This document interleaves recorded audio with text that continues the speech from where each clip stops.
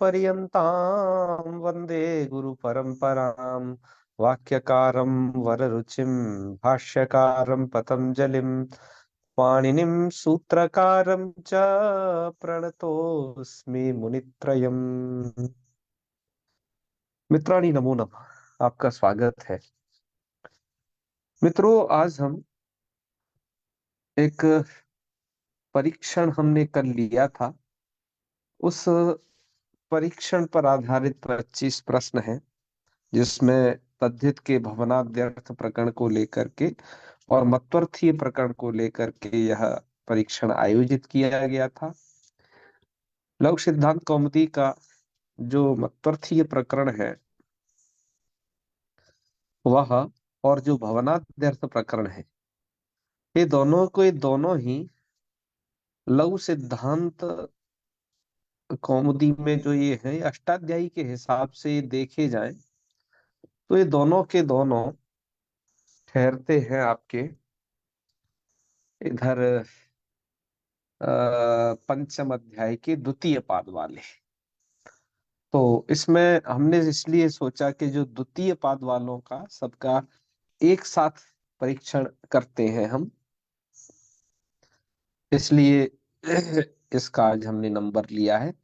तो इसलिए दोनों प्रकरणों को एक साथ भी कर दिया अलग अलग न करके, क्योंकि पंचम अध्याय के द्वितीय पाद के हैं इसमें। तो पहले इसमें भवनाद्यर्थ प्रकरण के प्रश्न होंगे, फिर मत्वर्थीय प्रकरण के प्रश्न होंगे। कुल मिलाकर के इसमें ये 25 प्रश्न होंगे दोनों प्रकरणों से। पहला प्रश्न पूछा गया है कि धान्यानाम भवने क्षेत्रे खय इति सूत्रे भवनम इति पदस्य कोऽर्थः। तो भवनम पद का अर्थ है वहां पर उत्पत्ति स्थानम, है ना, क्योंकि मूल कारण ने ही ये दिया हुआ है कि भवति अस्मिन इति भवनम, अर्थात जिसमें हो।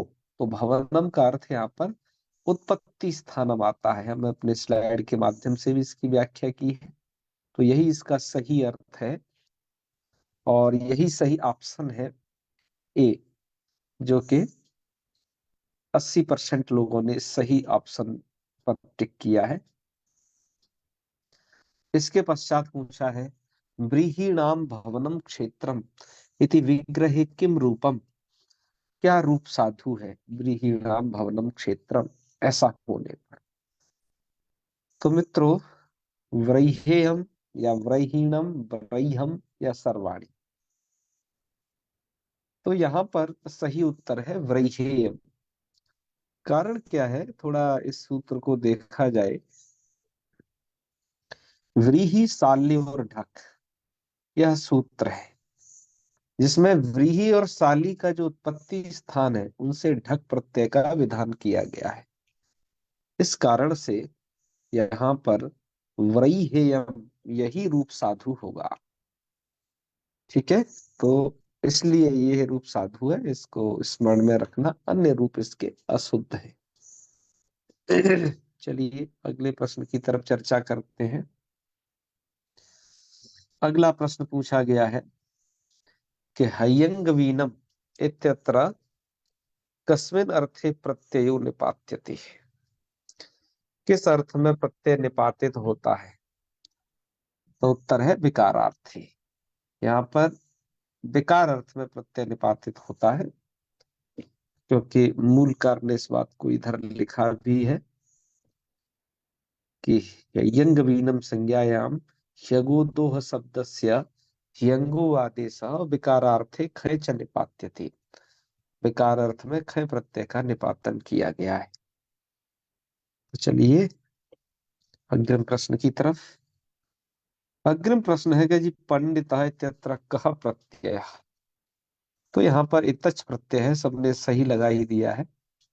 तदस्य संजातम तारकादिभ्य इतच, इसके द्वारा, क्योंकि तारकादि गण में पढ़ा गया है। तो ठीक है, सही है, ये आप समझ गए होंगे, सभी ने सही लगाया ही है। फिर पूछा है ऊरु प्रमाणम अस्य इति विग्रहे किम रूपम साधु। कौन सा रूप सही होता है ऊरु प्रमाणम अस्य, इस विग्रह में। तो मित्रों, उरुद्वयसम, उरुदघनम, उरुमात्रम, ये तीनों ही रूप सही है। इसलिए इसका सही उत्तर है सर्वाणी का ही सभी रूप सही है। क्योंकि आप यहाँ देखिए, सूत्र है प्रमाणे द्वैसस् दघ्ने मात्रचः। इस सूत्र के द्वारा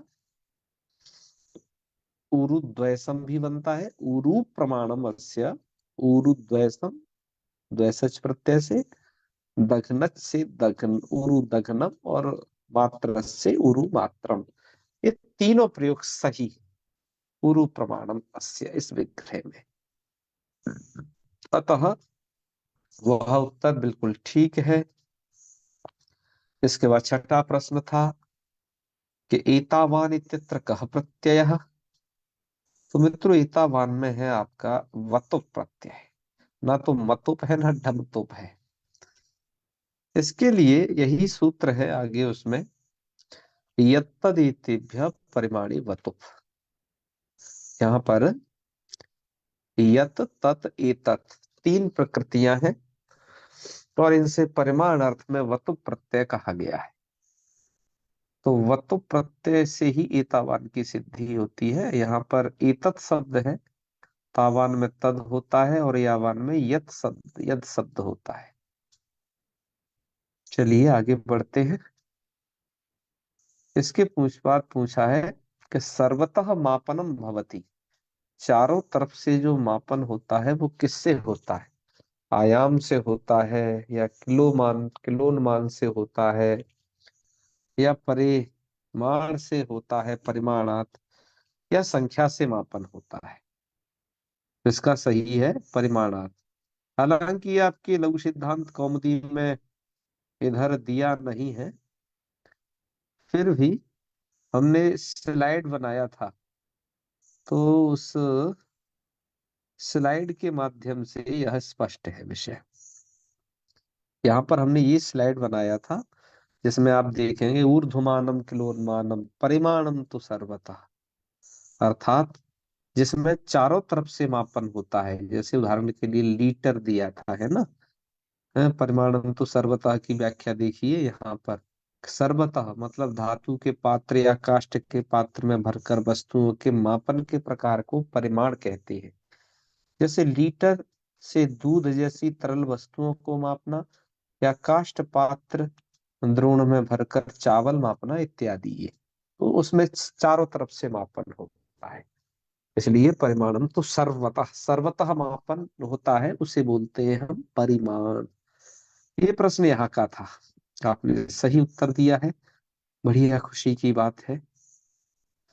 चलिए फिर पूछा है कि एतेषु कुत्र प्रत्यय भागो अवशिष्यते, ये कहाँ पर प्रत्यय भाग शेष रहता है, अर्थात पूरी प्रकृति का लोप हो जाता है और प्रत्यय भाग शेष रहता है।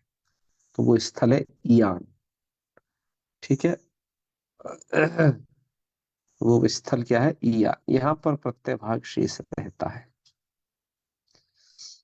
यहाँ पर देखिए ये कैसे है, इसकी प्रक्रिया जान लेना आवश्यक है। इदम के मूल ऋषि से इदम परिमाणम अस्या, जब आप ये विग्रह करेंगे तो इदम वतु वतु को इधर घत हो जाएगा कि मैं इदम विहाम होगा सूत्र के द्वारा।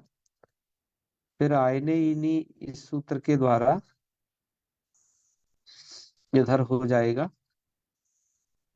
ई हो जाएगा घा को, तो इदम ईयत ऐसा होगा। और इदम किमो रीश की सूत्र के द्वारा इदम के स्थान पर संपूर्ण के पे ईस हो जाएगा। ईस का मतलब केवल ई होगा, निश्चित है। तो ई ईयत ऐसा रहेगा। तत्पश्चात यस्यति च सूत्र के द्वारा इस ईकार का भी लोप हो जाता है। तो यहाँ पर केवल और केवल यह प्रत्यय भाग ही शेष रह जाता है, प्रकृति रहती ही नहीं है।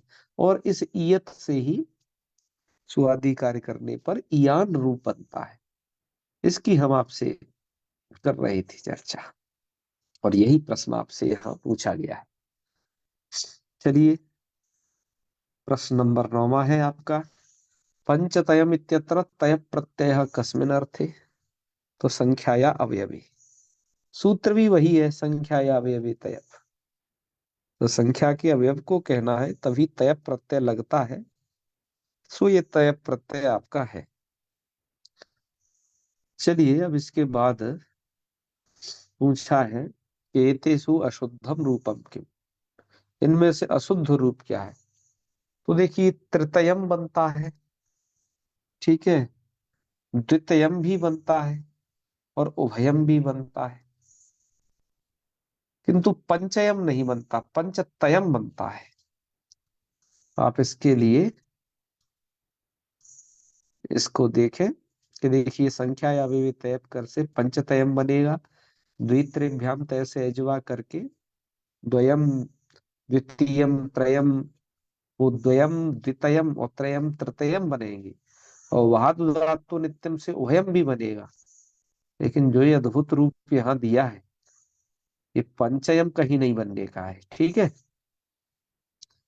चलिए आगे बढ़े अब।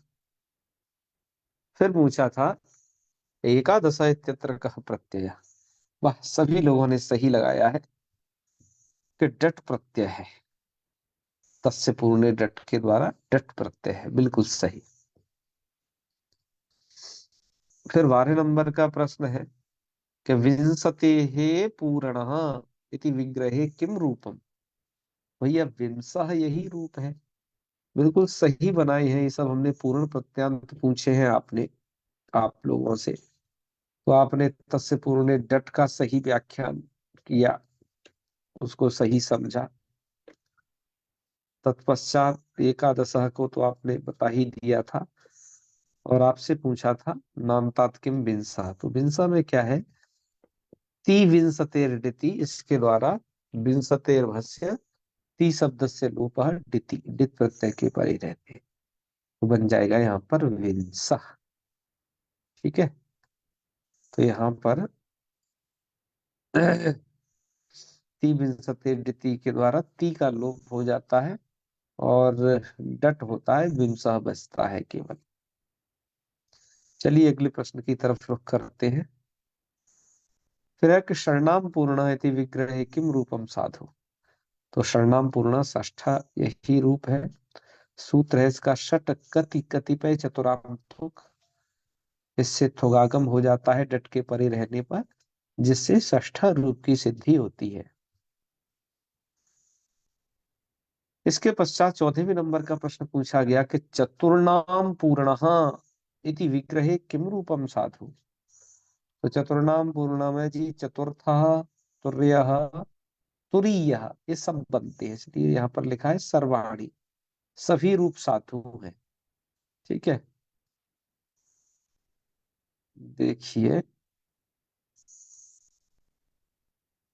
पूर्ण प्रत्यांत किधर है, इधर ही है, हाँ इधर जाएंगे। तो द्वेष तृतीय नामतात संख्या निर्मठ, हाँ यहाँ चतुर्थ शब्द की चर्चा की है स्लाइड में भी। यहाँ सबसे नीचे आप देखेंगे चतुर्थ दिया है, और एक वार्तिक उद्धृत किया है चतुरश्चयतौ आद्यक्षर लोपश्च, इसके द्वारा तुर्य तुरीय तुर्य ये दो रूप भी बनते हैं, इसलिए ये रूप इसके सही होंगे। अतः 14वें नंबर का डी सही ऑप्शन है, सर्वाणी।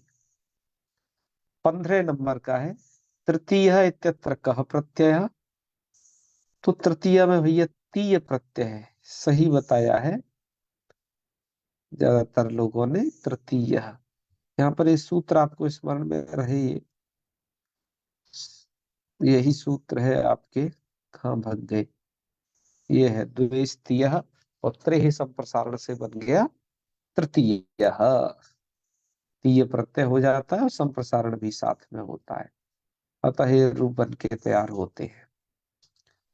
इसके पश्चात 16वां प्रश्न भी इसी से पूछा गया है कि अधीति तित्र कहा प्रत्यय। तो अधीति में मित्रों इन्हीं प्रत्यय हुआ है, और सूत्र इसका देखिए अंतिम में है स्लाइड में, इष्टादिभ्यश्च, इस सूत्र के द्वारा इन्हीं प्रत्यय हुआ है, इष्टमनेन इष्टि और अधीतमनेन इति अधीति, ये रूप बनेंगे इसके, ठीक है। तो चलिए, अब 16 प्रश्न पूरे हो गए। इसके बाद 17वां प्रश्न पूछा है कि गोमान इत्यत्र मतु प्रत्यय कस्मिन् अर्थे।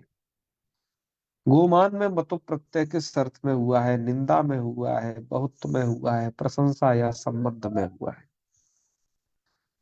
तो मित्रों, गोमान में जो मतु प्रत्यय है ये बहुत अर्थ में ही है, क्योंकि आपने ये कारिका पढ़ी थी, मैंने जब ये पाठ पढ़ाया था मत्वर्थीय में, कि भूम निंदा प्रशंसा नित्य योगातिशायने संसर्ग स्थिति विवक्षायाम भवंती मतवादय, ये कारिका थी।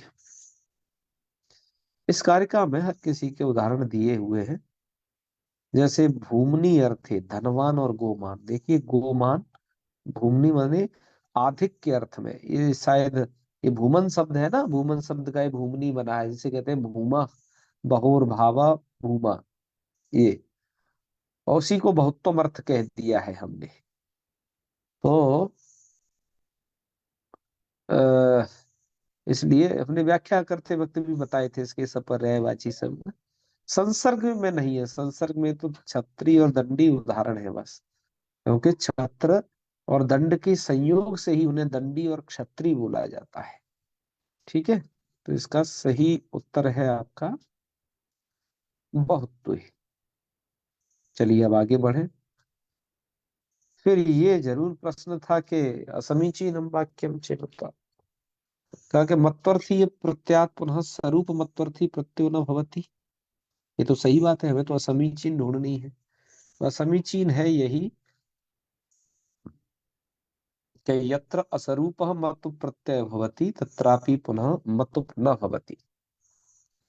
यही जो है बात असमीचीन है।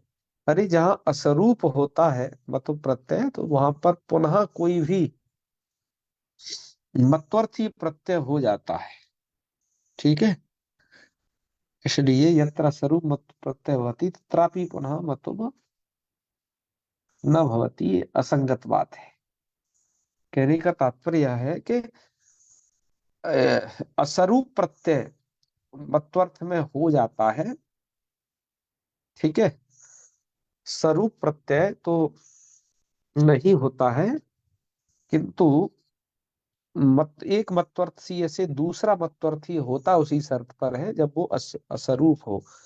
जैसे उदाहरण भी दिया था पढ़ाते वक्त के दंडमस्य स्थिति दंडी और दंडीमती, और उसके बाद दंडी बना करके दंडीमती गौशाला है, और दंडिनः श्याम संति थी दंडीमती गौशाला, इस प्रकार का बनाया ही है। तो ये दूसरा जो है यही असमीचीन वाक्य है। चलिए, और तो दोनों वो सब वाक्य समीचीन है। फिर प्रश्न है कि तसौ मत्वर्थेति सूत्रेण किम विधीयते। तो ये सूत्र से भा संज्ञा का विधान होता है, यही सही उत्तर है। ठीक है, भा संज्ञा का विधान। चलिए आगे बढ़े। फिर पूछा कि शुक्ल गुणो अस्य अस्ति इति विग्रहे किम रूपम साधु। तो शुक्लो गुणो अस्य अस्ति थी, शुक्ल ही बनता है। आप जानते हो गुणवाचक शब्दों से मतुप प्रत्यय का लुक हो जाता है, अतः शुक्ल शब्द से मतुप करोगे लुक हो जाएगा, तो शुक्ला यही रहेगा, लेकिन कहेगा वो शुक्ल गुण वाले को। जैसे शुक्ला पटह, शुक्ला शाटिका, इनको कहेगा वो। लेकिन हम यहाँ पूछ रहे हैं शुक्लो गुणो अस्य स्थिति, पुल्लिंग में पूछ रहे हैं, इसलिए आप शुक्ला और शुक्ली वगैरह को सही नहीं कर सकते। अस्य स्थिति हम पुल्लिंग में पूछना चाह रहे हैं, इसलिए पहला ही ऑप्शन सही है, शुक्ला। फिर पूछा है चूडाला इत्यत्र कह प्रत्यय, कहा है जी लच प्रत्यय है। ठीक है, लच ही है। सूत्र आप चूडाला के लिए स्मरण रखिए, प्राणिस्थात आतो लजन्य तरस्याम चूडालह और चूडावा। ठीक है, इस सूत्र से लच प्रत्यय हुआ है अन्य तरस्याम करके।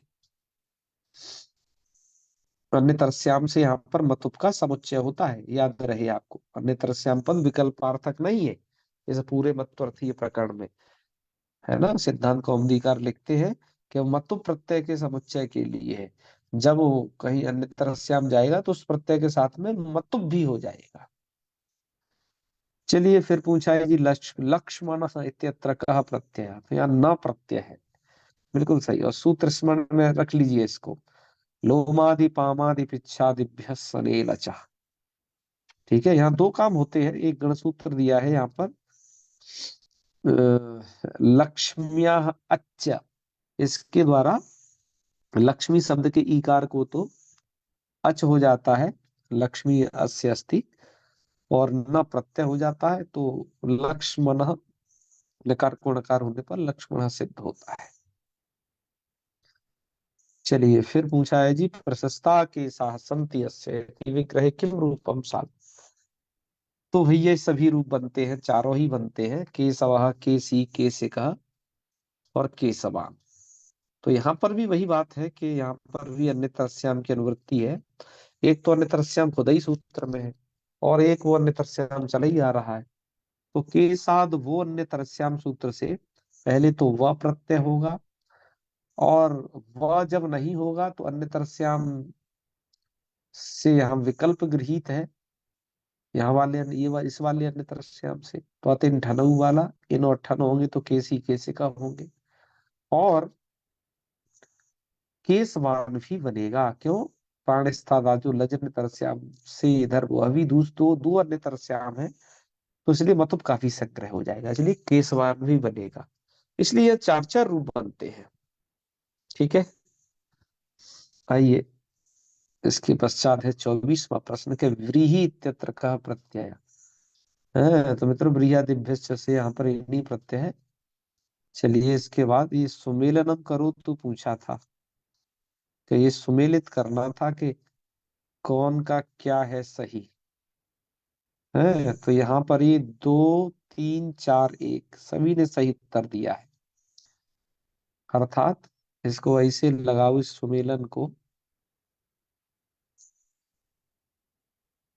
कि अहम यू, अहम यू तो किससे बनते हैं, अहम शुभमयोर युस् से। ठीक है, और तो दूसरा हो गया, और अर्ससः, अर्षादिभ्यो वच से, तो 2 3, और मेधावी, मेधावी बनता है अस माया मेधा सर्जो विनी, इससे। तो ठीक है, उत्तर हमें लगभग मिल गया है। ये है सबसे नीचे, 2 3 4 1, यही सही है, यही सही उत्तर है। तो चलिए मित्रों, आज हमने इस भवनाद्यर्थ प्रकरण के अंतर्गत मत्वर्थीय, वो तद्धित प्रकरण के अंतर्गत भवनाद्यर्थ के कुछ सवाल हल किए, और कुछ मत्वर्थीय के भी इसमें प्रश्न थे, उनको देखा है, सामान्य दृष्टिपात कर ही लिया इस इन दोनों प्रकरणों पर। पंचम अध्याय का द्वितीय पाद यही समाप्त होता है। पंचम अध्याय के अब 2 पाद बच रहे हैं बस, इस 2 पाद के बाद ये तद्धित भी समाप्त हो जाएगा। लघु सिद्धांत कौमुदी के बस अब 3 प्रकरण बचे हैं तद्धित के। और तद्धित मूढ़ा वैयाकरण ऐसे ही नहीं कहा जाता, तद्धित प्रकरण को पढ़ने में लोगों की रुचि अब कम रह गई है। अब देखिए कितने लोग ही हमारे इस पाठ को सुन और देख पा रहे हैं, पहले संधि प्रकरण को जितना देखते थे उसके अपेक्षा इधर जो है पंचमांश भी नहीं बचा है। तो खैर है ये अपना अद्भुत प्रकरण जो है। तो अब ये कुल 4 प्रकरण टोटल अब से बच रहे हैं, मुझे लगता है कि ये इस दिसंबर तक पूर्ण हो ही जाने हैं निश्चित। तो अब यहीं विराम करते हैं आज के पाठ को, अग्रिम पाठ में हम फिर मिलेंगे आपसे। चलिए, ओम सर्वे भवन्तु सुखिनः, सर्वे सन्तु निरामयाः, सर्वे भद्राणि पश्यन्तु, मा कश्चित् दुःखभाग् भवेत्। ओम शांति शांति शांति। सर्वेभ्यो नमो नमः। शुभ रात्रि, प्रणाम।